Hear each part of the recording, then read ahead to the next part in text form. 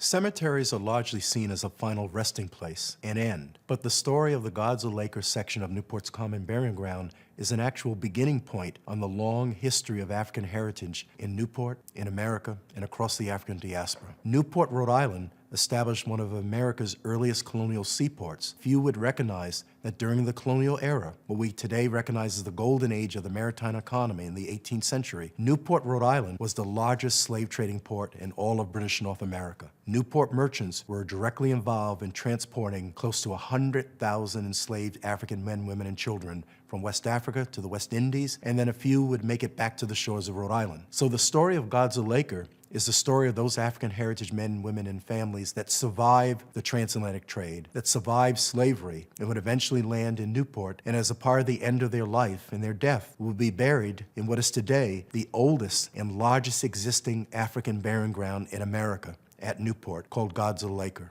And by visiting Gods of Acre, you have a first-person experience to actually see original cut markers of African heritage men, women, and children who were part of the workforce that built early Newport. The Gods of Acre section of the Common Burying Ground within Newport today has the largest and oldest collection of existing markers representing African heritage men, women, and families dating back to the 17th century. The close to 300 existing markers represent a touch point and a physical presence of early Africans who arrived initially as enslaved chattel property, but in a very short period of time would build lives for themselves and institutions in early Newport by the end of the 18th century that would give rise to this burying ground. It dates back to at least 1705, and between 1705 and to the present day, those markers now represent a history of Africans who lived, worked, and worshiped in early Newport and early America. What's most important about this burying ground is that the markers are of the original intent, and many of the markers dating back to the early 18th century have not only the information of who was buried there, but have important information of the early African origins of the men and women and families within that burying ground. We see markers that have actual images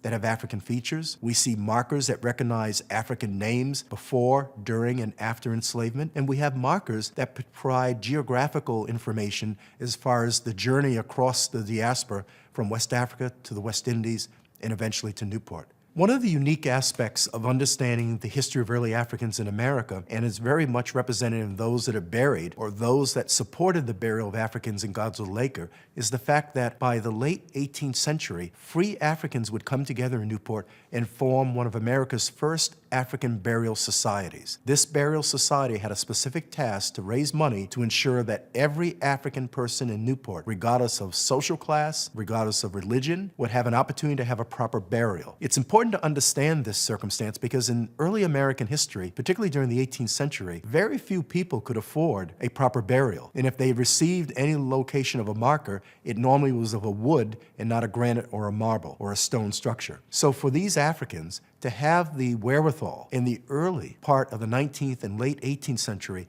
to recognize the importance and permanency of burials by raising funds to not only provide for a funeral, but most importantly provide for a permanent marker is a testament of African creative survival in the early 18th century of American history. One of the most important aspects of the African burying ground in Gods of Acre are the stories of the men and women and families who were buried there, but also the story of a number of artisans, African artisans, who would participate in carving the markers. One of important name is a man named Pompey Stevens. Pompey Stevens arrived from what is today recognized as Ghana, the Gold Coast of the 18th century, and he immediately was placed in a training program to become an artisan as a master stone carver in the John Stevens Stone Shop. He would take on the opportunity of carving stones for fellow Africans within Gods of Acre. Once he achieved freedom, like many Africans, he would drop his slave name of Pompey and return to his African name of Zingo. So Pompey Stevens, who becomes Zingo Stevens, becomes one of America's earliest artists of African descent, and most importantly, contributes directly to the oversight of the burials and the carving and the permanent identification of African existence, both enslaved and free, in early America, embodied in Gods of Acre in Newport, Rhode Island.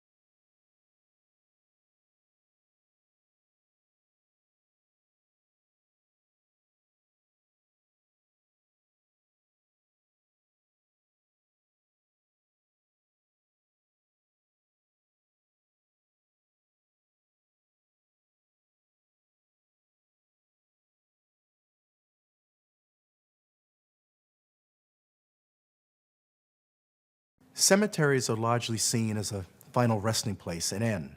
But the story of God's Little Acre section within Newport's Common Burying Ground is a beginning of the history and heritage of African heritage men, women, and families that start at the very origins and foundations of America. The God's Little Acre section of the Common Burying Ground today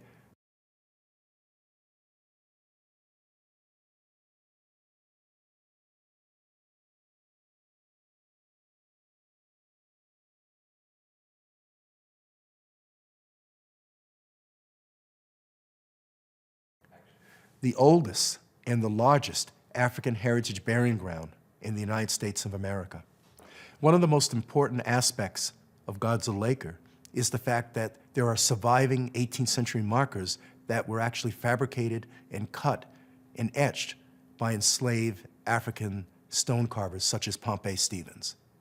We bring this story of God's Little Acre to you because as people who recognize and celebrate the early history of America, would have an opportunity to now recognize and celebrate the early history of Americans who built America. America was built upon indigenous people land and enslaved African people labor.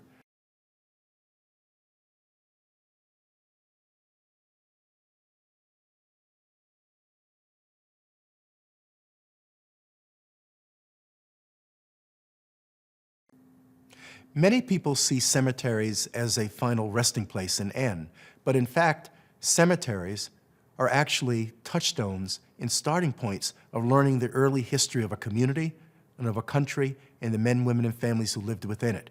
By visiting God's Little Acre, you have an opportunity to be able to interact with markers of children, both enslaved and free, of family members, of tradesmen and tradeswomen, men and women who were members of religious organizations in the very early stage of the formation of those organizations. All that information is brought to life by interacting with the markers, interpreting the markers, and celebrating the men and women and families who those markers represent.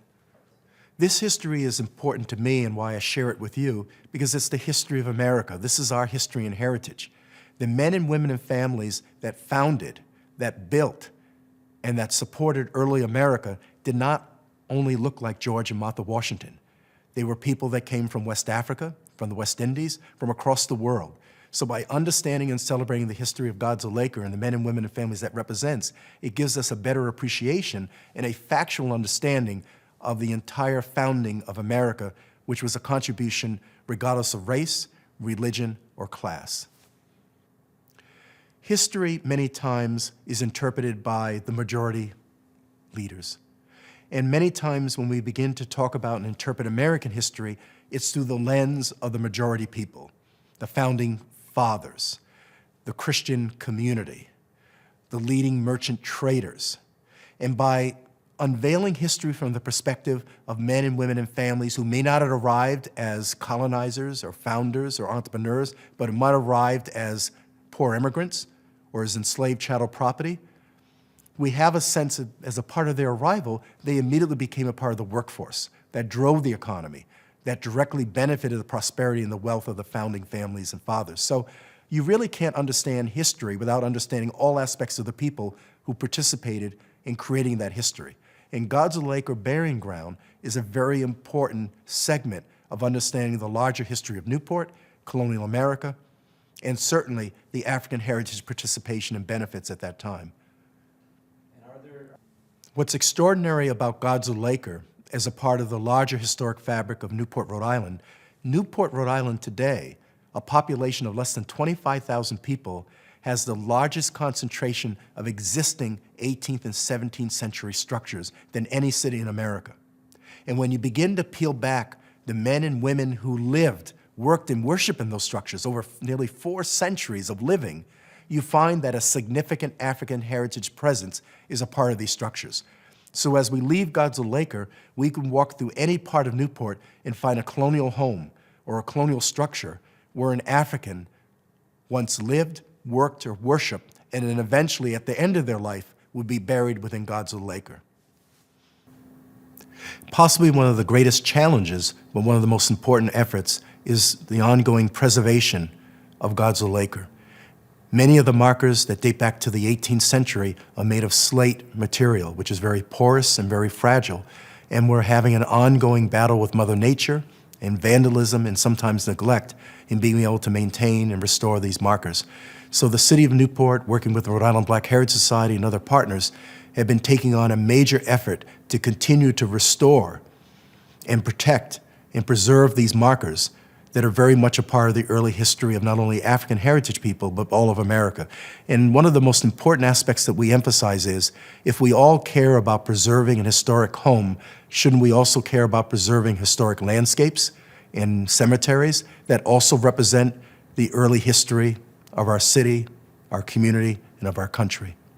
Going forward, one of the most important challenges to overcome is the ongoing restoration and preservation and protection of the ancient markers within God's Little Acre.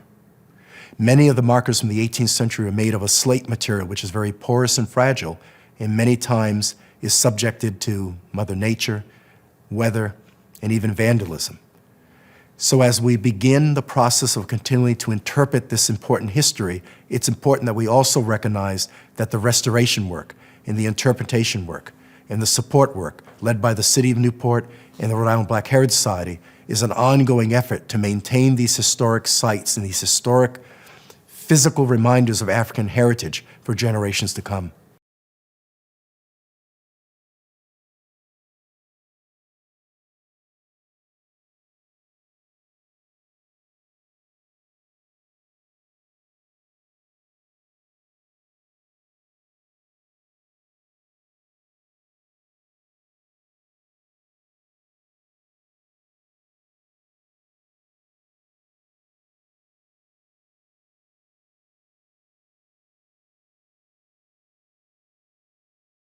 That burying ground was a deed of gift by John Clark, one of the early founders of the colony of Rhode Island and the town of Newport. And John Clark specifically required in this burying ground that anyone could be buried there regardless of race or religion or class. So the common burying ground today in Newport is one of the oldest and one of the first true common burying grounds in America. In a northwest section of 1.5 acres, by 1705, enslaved and then later free Africans would be buried in that section. And today, we have close to 300 markers that represent nearly 4 centuries of African heritage men, women, and families who once lived, worked, and worshiped in early Newport. Pompey Stevens, as an enslaved African, would learn to lurk the trade and perfect the trade of being a master stone carver.